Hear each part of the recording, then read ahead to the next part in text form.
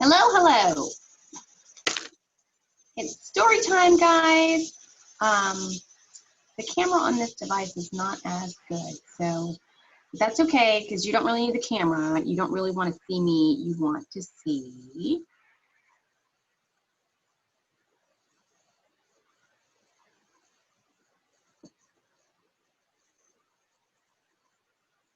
the book that we're going to read.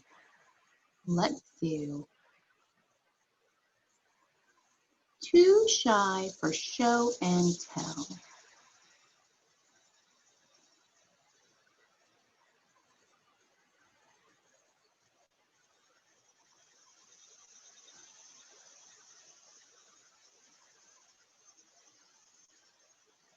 For Steve, shyness is nice, but shyness can stop you. Too shy for show and tell. Sam was a quiet boy. Nobody knew much about him. Sam loved trucks, but nobody knew that. Sam's favorite food was chocolate cake, but nobody knew that. Sam thought dogs were the best animals in the world, but nobody knew that either. The only thing that people knew about Sam was that he didn't talk much. And Sam really didn't like talking in front of people, which is why Sam hated show and tell. Show and Tell Friday.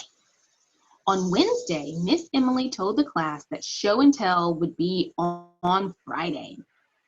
Sam spent most of Thursday worrying. He had a great thing to bring for show and tell, but he was scared. On Friday, Sam didn't get out of bed. My tummy hurts, he lied.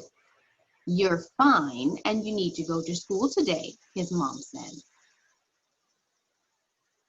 At school, Sam told Miss Emily he'd forgotten about show and tell. I didn't bring anything, he said. But that wasn't true. His perfect show and tell thing was in his backpack. That's okay, Miss Emily said. You can just tell the class about the thing you forgot at home.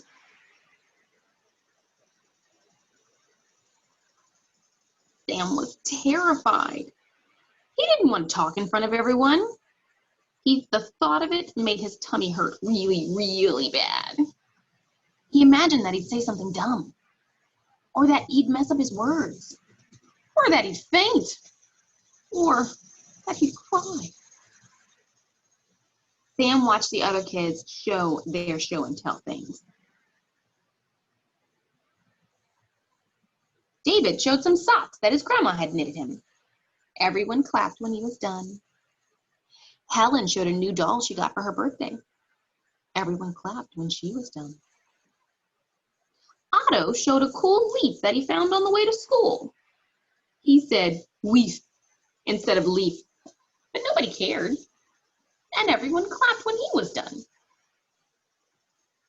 Then it was Sam's turn. He got out his perfect show and tell thing out of his backpack and went in front of the room. What do you have to show us today, Sam? Miss Emily asked with a smile. Sam took a deep breath. He looked out at his classmates. They were quietly waiting. Sam held up his picture. This is my new dog, he said. I named him Chocolate because that's my favorite kind of cake, and he's the color of chocolate cake.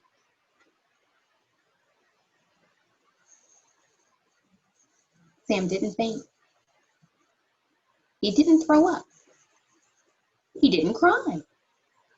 And no one laughed.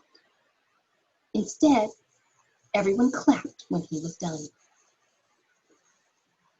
Now everyone in class knew a little bit more about Sam.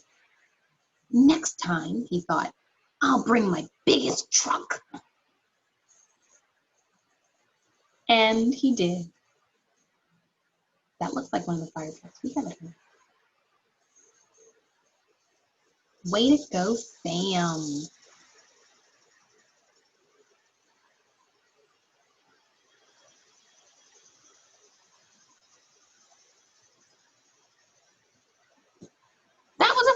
fun.